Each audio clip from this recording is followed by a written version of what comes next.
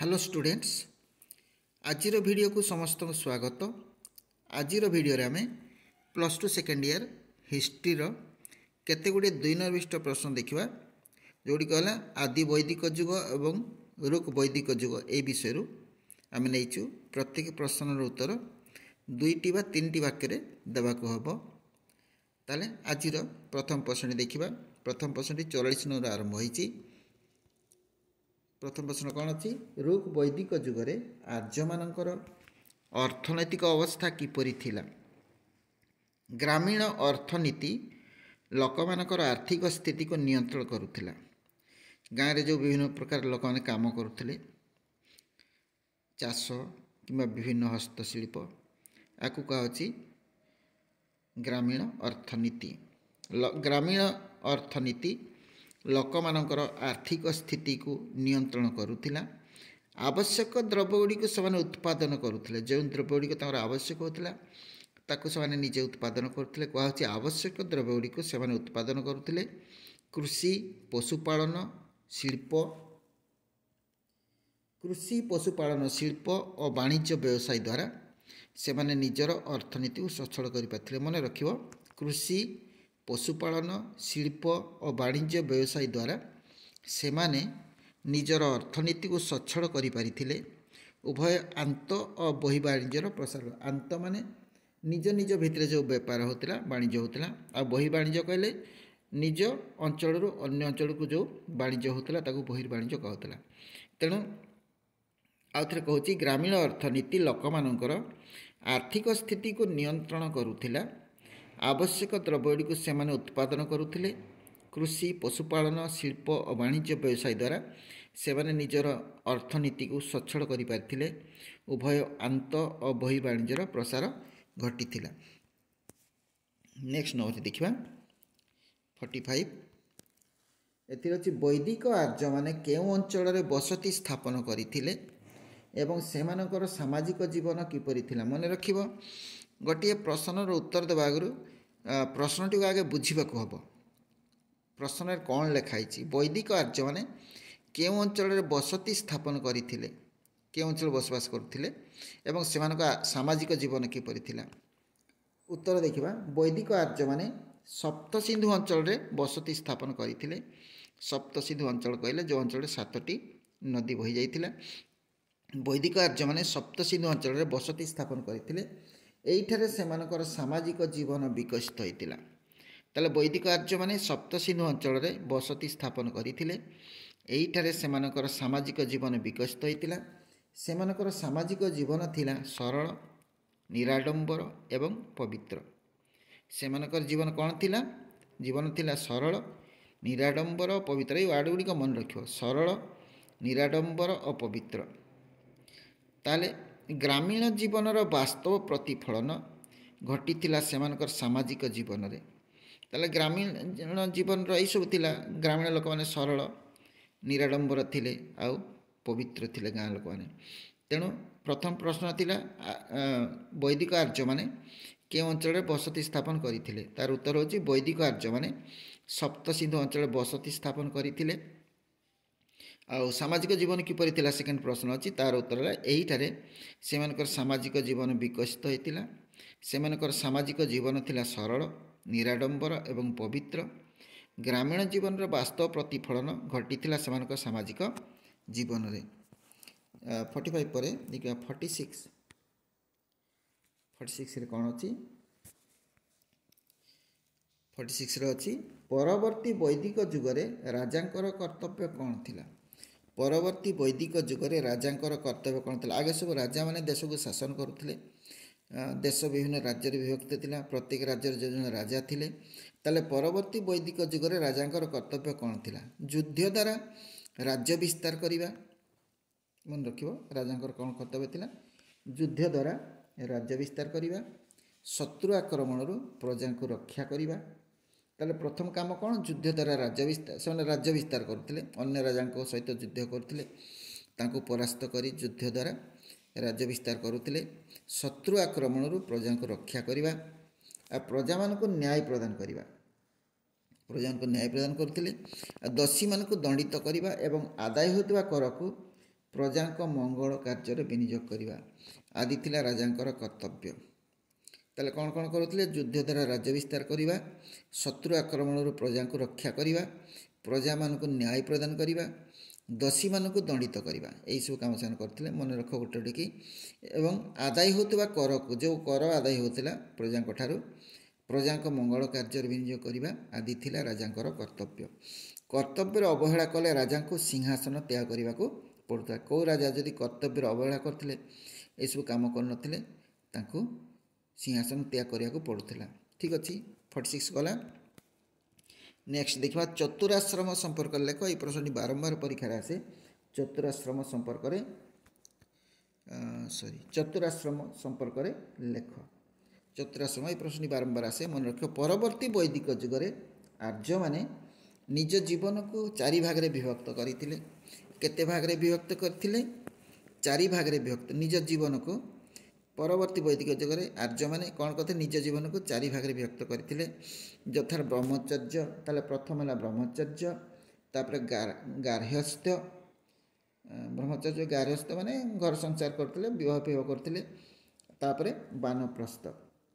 ବାନପ୍ରସ୍ଥ ମାନେ ସେମାନେ କ'ଣ ଘର ଛାଡ଼ିକି ଜଙ୍ଗଲ ଅଭିମୁଖେ ଯାଉଥିଲେ, ଜଙ୍ଗଲରେ ବାସ କରୁଥିଲେ, ସନ୍ନ୍ୟାସ ଜୀବନ ବାସ କରୁଥିଲେ। ତାହେଲେ ବାନପ୍ରସ୍ଥ ଓ ସନ୍ନ୍ୟାସ, এই 4ଟା ହେଲା। ତାହେଲେ ଆର୍ଯ୍ୟମାନେ ନିଜ ଜୀବନକୁ 4 ଭାଗରେ ବିଭକ୍ତ କରିଥିଲେ।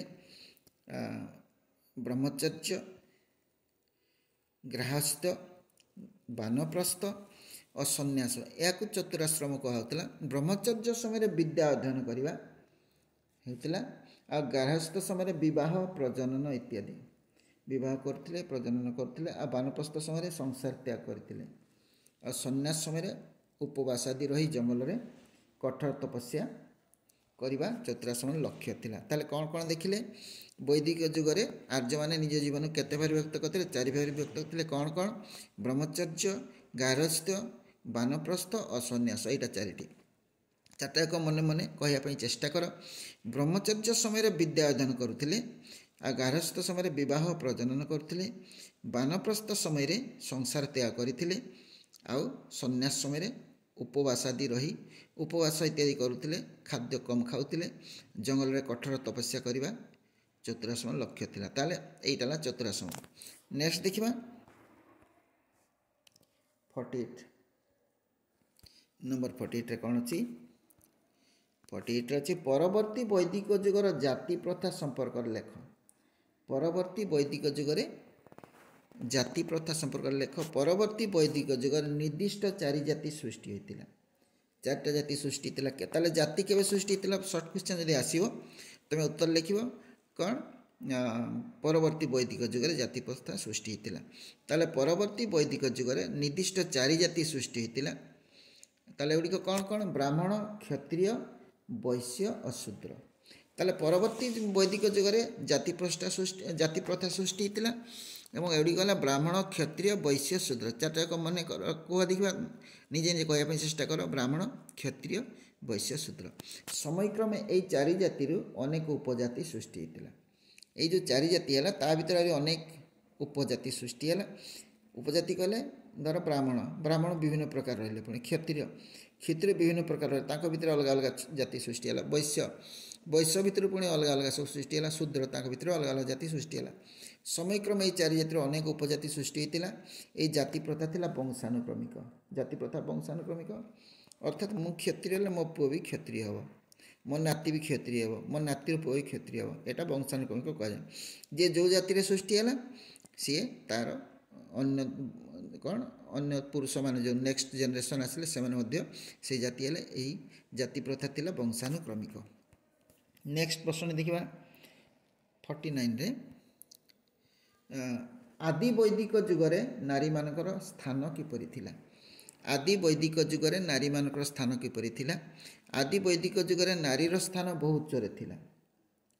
ଆଦି ବୈଦିକ ଯୁଗରେ ନାରୀର ସ୍ଥାନ ବହୁତ ଉଚ୍ଚରେ ଥିଲା। ସେମାନେ ପୁରୁଷମାନଙ୍କ ସହିତ ସମାନ ଶିକ୍ଷା ଲାଭ କରିବା ସହିତ ଯଜ୍ଞ, ଆଧ୍ୟାତ୍ମିକ ବିତର୍କ ଏବଂ ସଭା ସମିତିରେ ଭାଗ ନେଇପାରୁଥିଲେ। ତାହେଲେ ଆଦି ବୈଦିକ ଯୁଗରେ ନାରୀର ସ୍ଥାନ ବହୁତ ଉଚ୍ଚରେ ଥିଲା।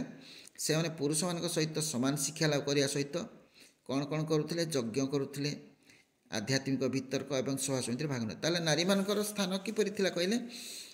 ନାରୀର ସ୍ଥାନ ଉଚ୍ଚରେ ଥିଲା, ଏଇଟା ମନେ ରଖିବ। ନାରୀର ସ୍ଥାନ କ'ଣ ଥିଲା? ଏଇଟା କେବେ? ଆଦି ବୈଦିକ ଯୁଗରେ ନାରୀର ସ୍ଥାନ ଉଚ୍ଚରେ ଥିଲା। ସେମାନେ ପୁରୁଷମାନଙ୍କ ସହିତ ସମାନ ଶିକ୍ଷା ଲାଭ କରିଥିଲେ। ପୁରୁଷମାନଙ୍କ ସହିତ ସ୍ଥାନ ଉଚ୍ଚରେ ଥିଲା।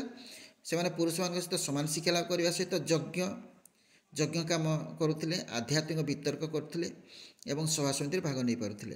ନାରୀମାନେ ବୈଦିକ ମନ୍ତ୍ର ରଚନା କରୁଥିଲେ। ନାରୀମାନେ ବୈଦିକ ମନ୍ତ୍ର ମଧ୍ୟ ରଚନା କରୁଥିଲେ। ସେମାନେ ମଧ୍ୟ ଆଚାର୍ଯ୍ୟ ରୂପେ କର୍ମ ସମ୍ପାଦକ। ଆଚାର୍ଯ୍ୟ କଲେ ପୂଜା କାମ ଯେଉଁ ହେଉଥିଲା ସେଗୁଡ଼ା ମଧ୍ୟ ସେମାନେ କରୁଥିଲେ। ଆଚାର୍ଯ୍ୟ ରୂପେ ଆଚାର୍ଯ୍ୟମାନେ କ'ଣ କରନ୍ତି? ପୂଜା ସବୁ କାମ କରନ୍ତି।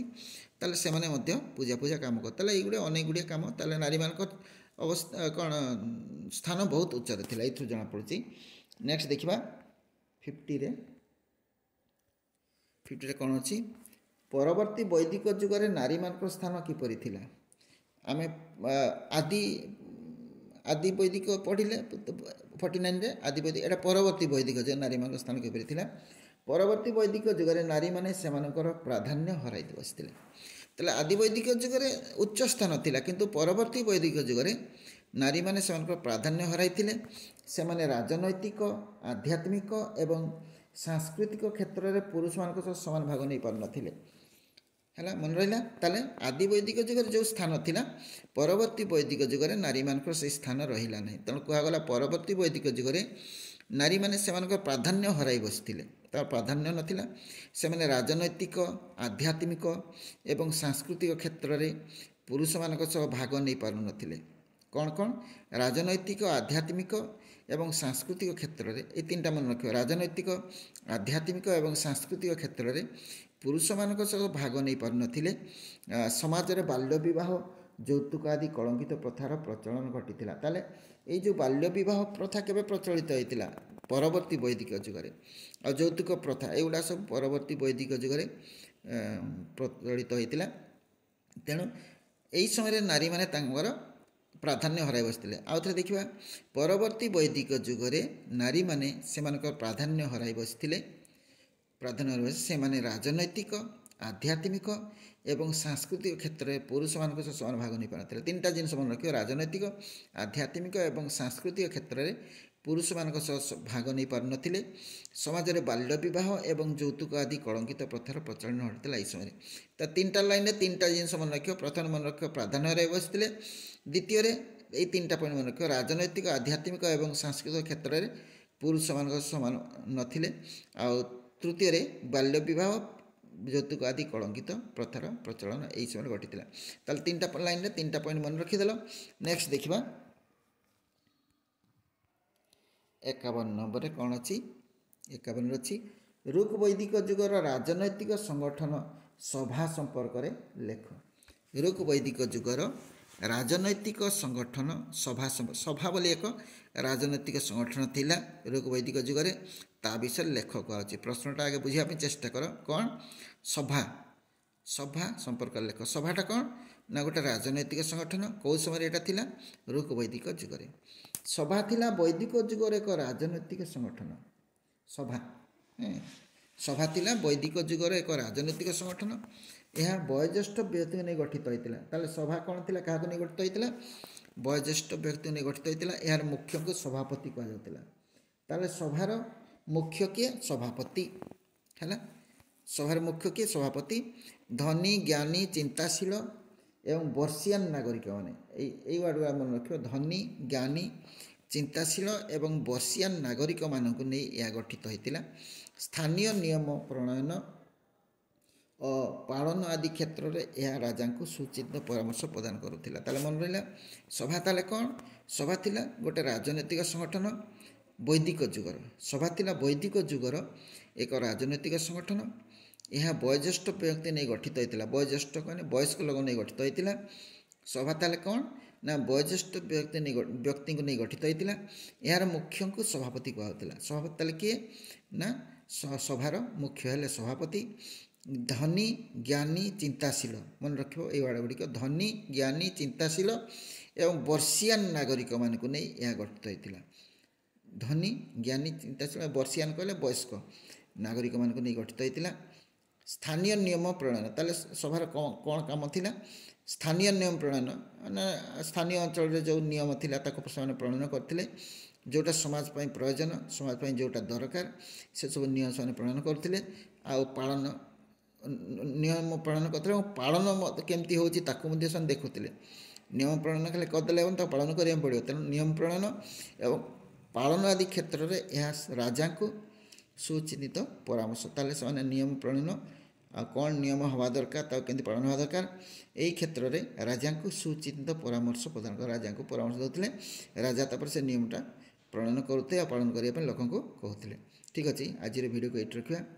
ଭିଡ଼ିଓଟି କେମିତି ଲାଗିଲା କମେଣ୍ଟସ୍ ମାଧ୍ୟମରେ ଜଣାଇବ। ଯଦି ଭଲ ଲାଗିଲା ଲାଇକ୍ଟେ କରିବ, ସାଙ୍ଗସାଥିଙ୍କୁ ସେୟାର କରିବ। ଆଉ ଏହିପରି ଭିଡ଼ିଓ ଦେଖିବାକୁ ଚାହୁଁଥିଲେ ଚ୍ୟାନେଲକୁ ସବସ୍କ୍ରାଇବ୍ କରିବ, ବେଲ୍ ଆଇକନ୍ରେ କ୍ଲିକ୍ କରିବ। ତାହେଲେ ପରବର୍ତ୍ତୀ ଭିଡ଼ିଓ ଗୁଡ଼ିକ ନୋଟିଫିକେସନ୍ ତୁମ ପାଖକୁ ସବୁଠାରୁ ଆଗେ ପହଞ୍ଚିବ। ଧନ୍ୟବାଦ। ଯେଉଁଠି ଥାଉ ଭଲରେ ଥାଉ ସୁଖରେ ଥାଉ। Thanks for watching.